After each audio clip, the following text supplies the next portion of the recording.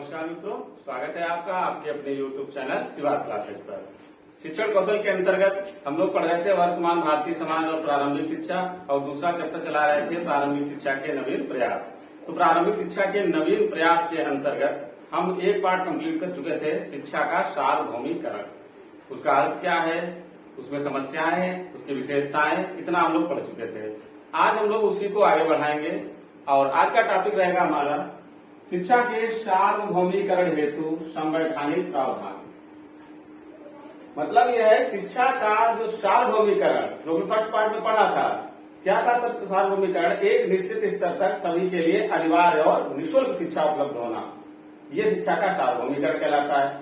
अब उसके लिए संविधान में क्या प्रावधान किए गए, उसकी चर्चा हम अपने इस वीडियो में करेंगे। तो आपको पता होगा मूल संविधान में जो शिक्षा थी वह राज्य सूची का विषय थी। 7वीं सूची में 3 सूचियों का वर्णन किया गया है संविधान में: संघ सूची, राज्य सूची और तीसरी है हमारी समवर्ती सूची।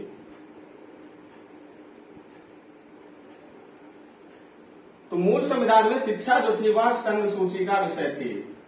शिक्षा की सूची का विषय थी संघ सूची का विषय, शिक्षा राज्य सूची का विषय थी। मूल संविधान में शिक्षा राज्य सूची का विषय थी। उसके बाद में 42वां संविधान संशोधन किया गया। कब हुआ? 1976 में।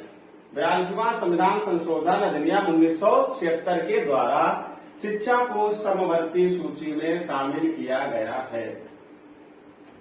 तो यहां से कई प्रश्न बनते हैं। मूल संविधान में शिक्षा कहां पर थी? तब आप बताओगे मूल संविधान में शिक्षा किस सूची का विषय थी? तो मूल संविधान में शिक्षा राज्य सूची का विषय थी। वर्तमान में शिक्षा की सूची का विषय है, तो वर्तमान में शिक्षा समवर्ती सूची का विषय है। समवर्ती सूची में शिक्षा को कब शामिल किया गया? तो आप बताओगे 1976 में। किस संविधान संशोधन द्वारा? तब आप बताओगे 42वें संविधान संशोधन अधिनियम 1976 के द्वारा। एक बात और है, जो भी आप संविधान संशोधन पढ़े तो उसका सन जरूर पढ़े। जीएस के अंतर्गत या पॉलिटी आप पढ़ रहे हैं तो वहां पर भी जो भी संविधान संशोधन हुआ है उसका सन जरूर याद रखें। तो 42वां संविधान संशोधन अधिनियम 1976 के द्वारा शिक्षा को समवर्ती सूची में शामिल किया गया। और प्रारंभ में शिक्षा जो थी वह नीति निर्देशक तत्व के अंतर्गत अनुच्छेद 45 में इसका वर्णन किया गया। अनुच्छेद 45 क्या है हमारा? नीति निर्देशक तत्व, राज्यों के लिए नीति निर्धारण करने वाले तत्व। कहा गया कि राज्य, जितने भी राज्य हैं, सभी बच्चों को जब तक वे राज्य सभी बच्चों को जब तक वे 14 वर्ष की आयु प्राप्त ना कर ले, क्या करेंगे? देखभाल और शिक्षा की व्यवस्था करेगा। प्रत्येक राज्य जब तक बालक 14 वर्ष की आयु को प्राप्त ना कर ले, यदि 14 वर्ष की आयु तक ना हो, तब तक राज्य उस बच्चे की देखभाल और शिक्षा की व्यवस्था करेगा। ऐसा राज्यों को आदेश दिया गया नीति निर्देशक तत्व के अंतर्गत। अच्छा, एक बात और देखिए, शिक्षा जो है वो राज्य सूची का विषय है। संविधान की जो संघ सूची है, पता होगा सबको, संघ सूची में कानून बनाने का अधिकार केंद्र को है। राज्य सूची में कानून बनाने का अधिकार राज्य को है। लेकिन जो समवर्ती सूची है, समवर्ती सूची में केंद्र प्लस राज्य दोनों कानून बना सकते हैं। तो वर्तमान में शिक्षा समवर्ती सूची का विषय है, इस पर केंद्र भी कानून बनाएगा और राज्य भी कानून बनाएगा। अगर दोनों कानून पैरेलल चलते रहे, समानांतर चलते रहे और कहीं पर कोई टकराव नहीं हुआ, तब तो वो चलते रहेंगे। लेकिन अगर कहीं पर आकर, किसी बिंदु पर आकर दोनों में टकराव की स्थिति उत्पन्न होती है, तो ये अगर राज्य है और ये केंद्र है, तो कानून किसका माना जाएगा? केंद्र का कानून माना जाएगा और राज्य का कानून नहीं माना जाएगा। ये इतनी महत्वपूर्ण बात आप ध्यान रखेंगे। तो मूल संविधान में सबसे पहले अनुच्छेद 45 था, जो कि नीति निर्देशक तत्व था, और कहा गया कि राज्य सभी बच्चों को जब तक वे 14 वर्ष की आयु प्राप्त ना कर ले देखभाल और शिक्षा की व्यवस्था करेगा। आप संविधान के अंतर्गत जब आप भारतीय संविधान पढ़ेंगे तो जहां पर शिक्षा से संबंधित अनुच्छेद हैं आप उन सबको जरूर पढ़िएगा, कि सुपर डेट के हिसाब से बहुत ज्यादा महत्वपूर्ण है वो। तो ये अनुच्छेद 45 की बात हुई, लेकिन ऐसा सभी राज्यों ने किया नहीं। जो राज्यों को करना चाहिए था, जिस प्रकार से शिक्षा व्यवस्था करनी चाहिए थी, बालकों की देखभाल करनी चाहिए थी, तो राज्यों ने उसमें बढ़ चढ़ कर हिस्सा नहीं लिया और उस कार्य को पूरी तरीके से निष्ठा से ईमानदारी से नहीं किया। उसके बाद संविधान में पुनः संशोधन किया गया। आगे बढ़ेंगे।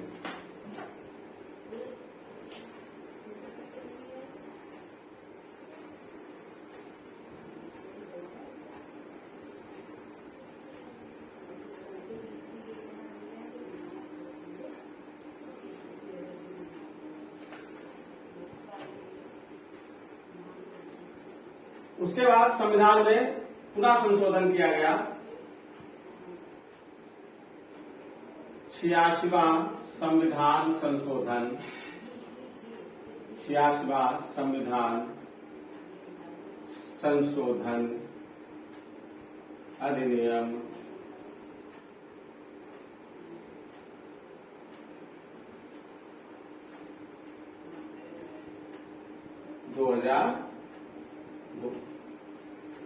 2002 में दूसरा संविधान संशोधन किया गया और शिक्षा को, जो हमारा अनुच्छेद 21 है, क्या है? मौलिक अधिकार।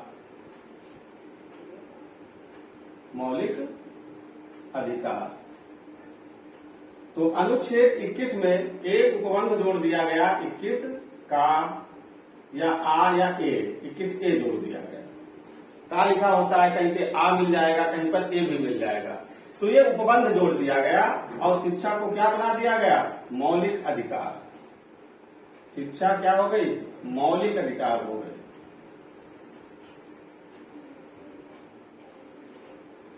मूल संविधान में शिक्षा को अनुच्छेद 45 में पूछा जाए तो नीति निर्देशक तत्व के अंतर्गत रखा गया और 2002 में 86वां संविधान संशोधन किया गया, जिसके द्वारा अब शिक्षा को मूल अधिकार में रख दिया गया। तो ये शिक्षा प्राप्त करना बालक का मौलिक अधिकार बना दिया गया। ये सब शिक्षा का सार्वभौमिकरण करने की प्रक्रिया के अंतर्गत किया गया और कहा गया कि राज्य 6 से 14 वर्ष तक के राज्य 6 से 14 वर्ष तक के सभी बालकों को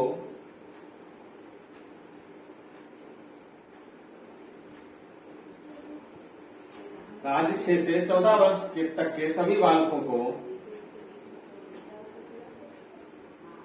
अनिवार्य एवं निःशुल्क शिक्षा का प्रावधान करेगा और यह राज्य द्वारा निर्धारित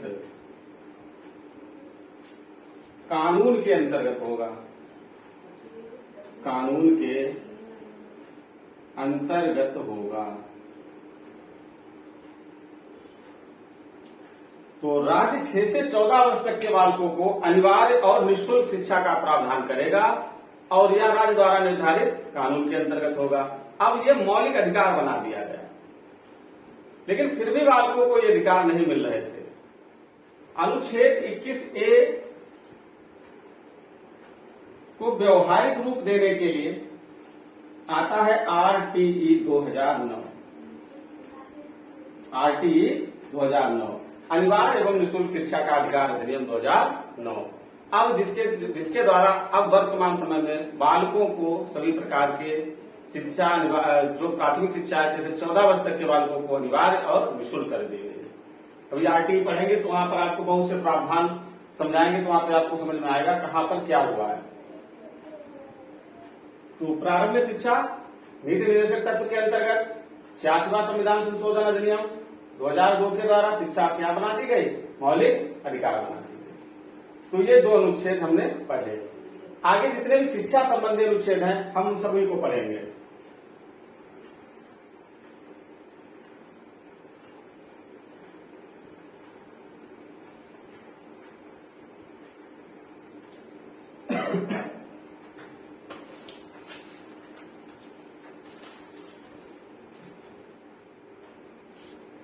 अनुच्छेद 28।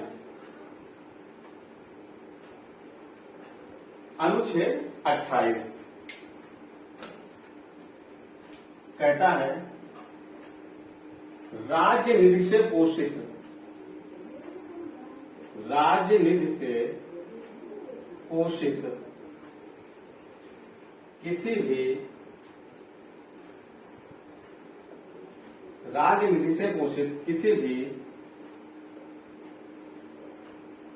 शिक्षा संस्था में किसी प्रकार की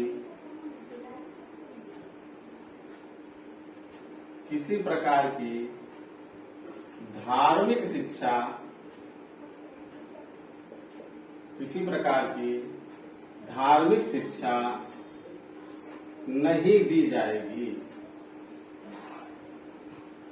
अनुच्छेद 28 का यह फर्स्ट पार्ट कहता है कि राज्य निधि से पोषित यानी जिस शिक्षण संस्था को राज्य अनुदान दे रहा है, राज्य सरकार से जिसे अनुदान प्राप्त हो रहा है, ग्रांट प्राप्त हो रहा है, निधि प्राप्त हो रही है, ऐसी किसी भी प्रकार की शिक्षा संस्था में किसी भी प्रकार की धार्मिक शिक्षा नहीं दी जाएगी। ये अनुच्छेद 28 के अंतर्गत है। जो प्राथमिक विद्यालय हमारे ये जो मॉन्टेसरी खुल रहे हैं, जो प्राइवेट स्कूल खुल रहे हैं, आप इसमें किसी प्रकार की धार्मिक शिक्षा नहीं दे सकते। लेकिन इसी का एक सेकेंड पार्ट यही कहता है कि अगर वह शिक्षण संस्था उसी न्यास या विन्यास के अधीन स्थापित की गई है, जहां पर धार्मिक शिक्षा देना जरूरी है, तो वहां पर धार्मिक शिक्षा दी जा सकती है। जैसे संस्कृत कोई विद्यालय खोला जो इसी उद्देश्य से खोला गया है कि इसमें हम धार्मिक शिक्षा देंगे, तो वहां पर आप धार्मिक शिक्षा दे सकते हैं। ये इसका सेकंड पार्ट कहता है। कोई भी शिक्षण संस्था अगर उसे न्यास या विन्यास के अधीन स्थापित की गई है,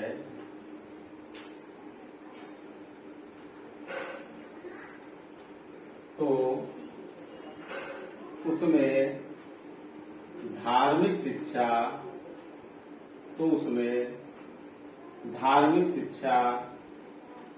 दी जा सकती है। लेकिन अगर आपने शिक्षण संस्था की स्थापना ही उसी उद्देश्य से की है कि हम धर्म की शिक्षा देंगे, तो उसमें आप धार्मिक शिक्षा दे सकते हैं। जैसे कोई मकतब हो गया, कोई मदरसा हो गया, कोई संस्कृत विद्यालय हो गया, तो इस प्रकार के विद्यालयों में आप धार्मिक शिक्षा दे सकते हैं। तो ये था हमारा अनुच्छेद 28। इसका एक पार्ट और अभी हम बात करेंगे।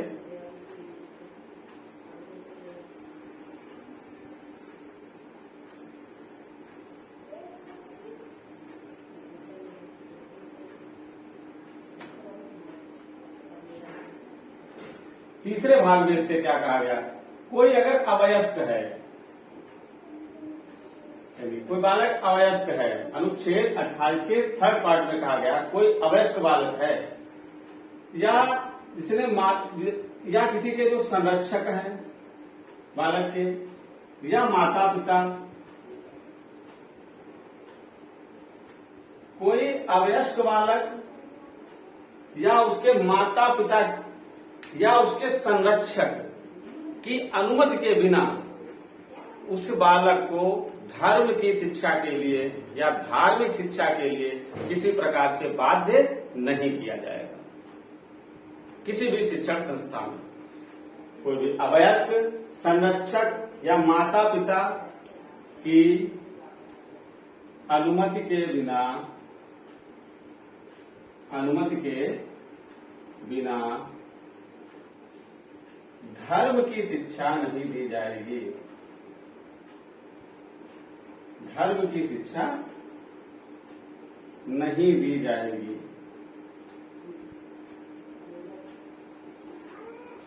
ये है अनुच्छेद 28 का थर्ड पार्ट।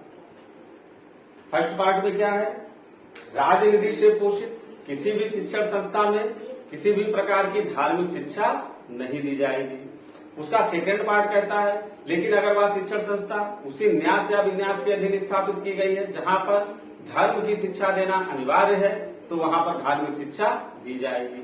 और थर्ड पार्ट कहता है कोई अवयस्क या कोई ऐसा बालक जिसने अपने माता पिता या संरक्षक की सहमति नहीं ली है तो बिना माता पिता संरक्षक की सहमति वाले बालक को या अवयस्क बालक को आप धर्म की शिक्षा के लिए बाध्य नहीं कर सकते। यह था हमारा अनुच्छेद 28। आगे बात करेंगे अनुच्छेद 29।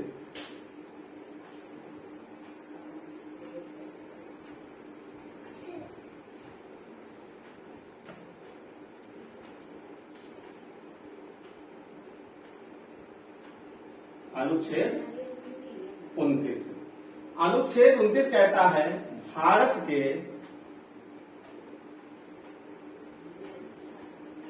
किसी राज्य क्षेत्र या किसी भाग के निवासियों जिसकी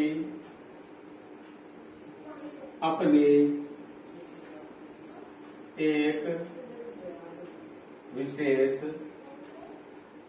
भाषा, लिपि या संस्कृति को बनाए रखने का अधिकार, बनाए रखने का अधिकार। कोई भी व्यक्ति भारत के किसी भूभाग पर रहता है, उसकी जो अपनी संस्कृति है, उसकी जो अपनी भाषा है, उसकी जो अपनी लिपि है, उसे बनाए रखने का उसे पूर्ण अधिकार है। ये कहता है हमारा अनुच्छेद 30। क्या कहता है? भारत के किसी राज्य क्षेत्र के या भारत के राज्य क्षेत्र के किसी भाग के निवासियों को जिसकी अपनी एक विशेष भाषा है, संस्कृति है, लिपि है, उसे बनाए रखने का पूर्ण अधिकार होगा। कोई भी व्यक्ति ये नहीं कहेगा कि नहीं तुम्हारी ये भाषा है तो तुम इसको बदल डालो।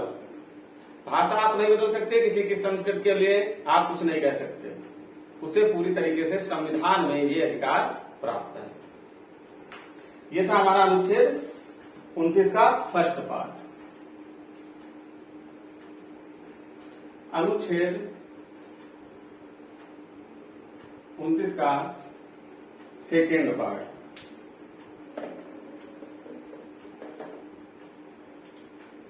सेकेंड पार्ट कहता है कि राज्य निधि से पोषित, राज्य निधि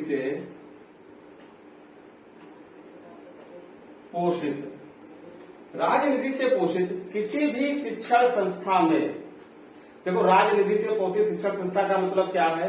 वे सभी शिक्षण संस्थाएं जिन्हें राज्य अनुदान देता है, वह किसी प्रकार से अनुदान दे रहा हो। लेकिन अगर राज्य सरकार के द्वारा शिक्षण संस्था को पैसा मिल रहा है किसी भी रूप में, तो वह एक प्रकार का अनुदान माना जाता है। तो राजनिधि से पोषित किसी भी शिक्षण संस्था में किसी भी बालक को प्रवेश से इस आधार पर नहीं रोका जाएगा कि उसका धर्म क्या है, उसकी जाति क्या है, उसका मूल वंश क्या है। इस आधार पर उसे प्रवेश लेने से नहीं रोका जाएगा। यह अनुच्छेद 29 का सेकेंड पार्ट है।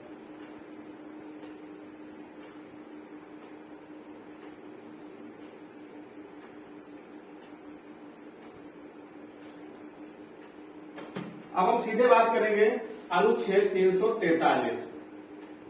अनुच्छेद 343 सबको पता होगा, लेकिन एक बार फिर समझ लीजिए। अनुच्छेद 343 क्या कहता है? संघ की राजभाषा हिंदी होगी और लिपि देवनागरी। संघ की राजभाषा क्या होगी? हिंदी होगी और लिपि क्या होगी? देवनागरी होगी। ये अनुच्छेद 343 में भारतीय संघ की राजभाषा हिंदी और उसकी लिपि देवनागरी।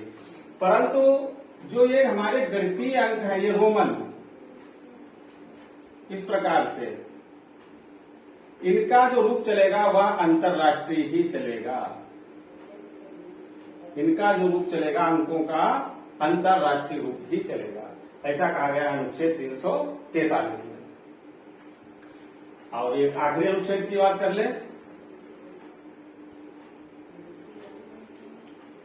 अनुच्छेद है 351। 351 में कहा गया है संघ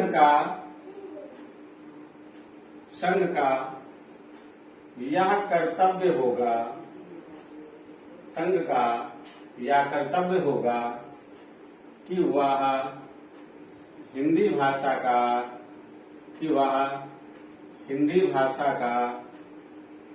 प्रचार और प्रसार करे। ये अनुच्छेद 351 में कहा गया। इस संघ का यह कर्तव्य होगा कि वह हिंदी भाषा का प्रचार और प्रसार करे। तो ये कुछ महत्वपूर्ण, बहुत ज्यादा महत्वपूर्ण जो अनुच्छेद थे, आपकी परीक्षा की दृष्टि से बहुत ज्यादा महत्वपूर्ण और शिक्षा से संबंधित, हमने उनकी चर्चा यहाँ पर की। तो ये शिक्षा के सार्वभौमिकरण हेतु संवैधानिक प्रावधान थे। अगर ये वीडियो आपको पसंद आया हो तो लाइक करें, हमारे वीडियो को शेयर करें, कमेंट करें। धन्यवाद।